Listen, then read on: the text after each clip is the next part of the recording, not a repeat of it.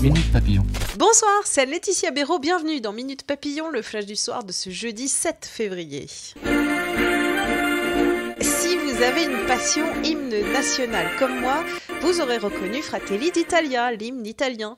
L'Italie qui semble cet après-midi calmer la situation après la décision de Paris de rappeler son ambassadeur de Rome. Les deux chefs politiques du gouvernement populiste italien, Matteo Salvini et Luigi Di Maio, se sont déclarés disponibles pour parler. Les tensions entre l'Italie et la France vont croissantes depuis des mois. La goutte qui a fait déborder le vase, Luigi Di Maio, l'un des deux chefs du gouvernement, a rencontré mardi en région parisienne des responsables des Gilets jaunes.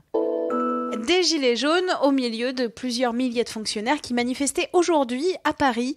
À l'appel de Force ouvrière, ils ont réclamé une hausse des salaires et dénoncé la prochaine réforme de l'État. 120 000 postes de fonctionnaires devraient être supprimés d'ici 2022.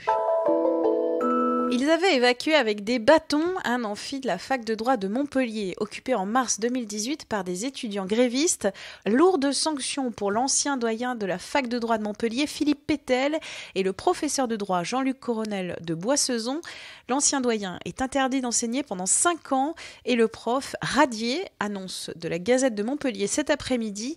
Les enseignants peuvent faire appel de ces sanctions et les deux hommes sont également poursuivis dans le volet pénal de cette affaire. Ils sont mis en examen avec 4 autres protagonistes.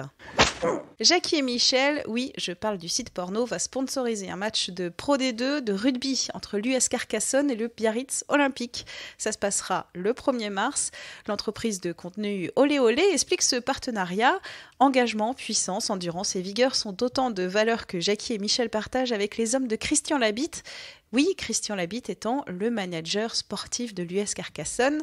20 minutes à contacter le club qui espère avec ce coup un engouement, des retombées sur la billetterie et sur les réseaux sociaux.